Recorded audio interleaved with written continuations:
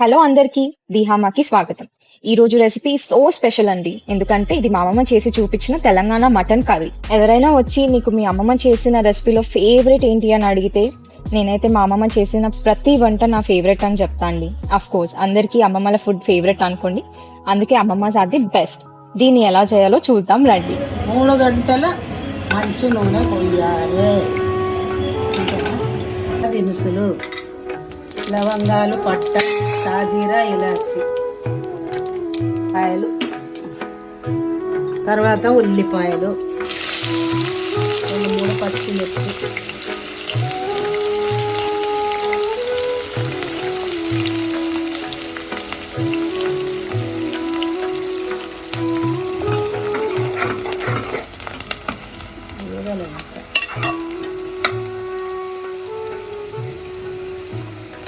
ఒక స్పూను అల్లం వెల్లి పేస్ట్, గుప్పడంతా పుదీనా, తగినంత పసుపు. బాగా అల్లం వెల్లి పేస్ట్ వేగాలి, పచ్చి వాసన పోయేదాకా వేగాలి. మటన్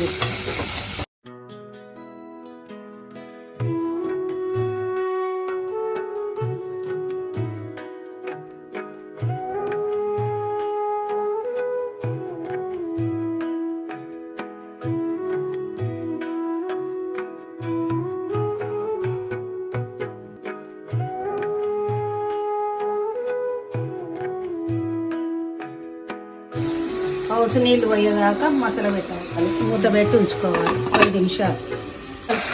కలుపుకుండాలి, అడగంటకుండా కలుపుకుండాలి. హౌస్ నీళ్ళు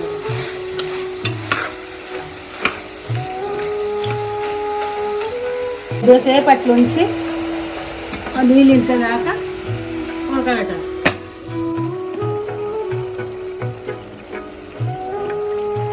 పెద్ద చెంచాతోటి చెంచాన్నర కారం వేయాలి, తగినంత ఉప్పు వేసుకోవాలి.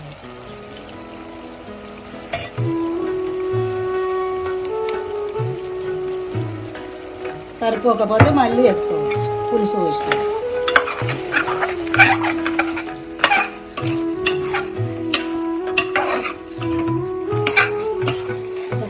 ఉప్పు కారం వేసినాక మంచిగా కలియబెట్టుకొని కొద్దిసేపు ఉడకనియాలి. ఉడకనిచ్చినాక పులుసు పోసుకోవాలి. ఆ పైన కొత్తిమీర వేసుకోవాలి.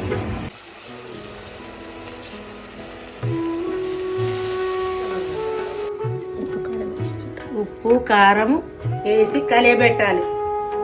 తర్వాత కొత్తిమీర వేసుకోవాలి, పులుసు పోయాలి. తర్వాత మటన్ మసాలా వేసుకోవాలి.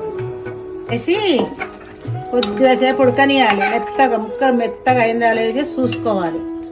తర్వాత పులుసు పోసుకోవాలి. పులుసు పోసుకొని కొంచెం కొబ్బరి వేసేటప్పుడు చెప్తాను. అయ్యో, ముక్కలు ఉడకాలంటే 7-8 విజిల్లు పెట్టాలి.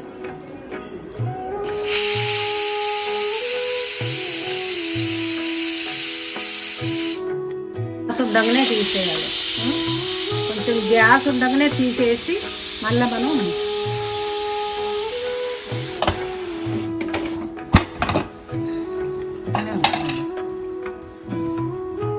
గ్యాస్ ఉండగానే తీసి పులుసు వేయాలి. కొంచెం పులుసు వేయాలి.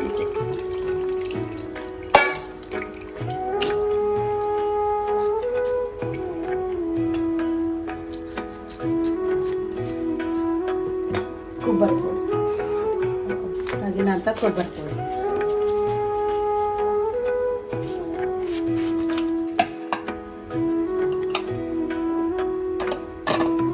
మళ్ళీ ఒక మూత పెట్టి 2 విజిల్లు వచ్చేదాకా ఉడకబెట్టుకుంటే మటన్ కర్రీ ఫినిష్ అయిపోయింది. కొంచెం ధనియాల పొడి చల్లాలి. దించుకునే ముంగట ధనియాల పొడి కలుపుకోవాలి.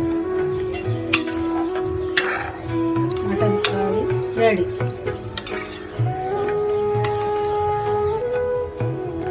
పాత పద్ధతిలో నేను వండేసిన tasty tasty mutton curry ready.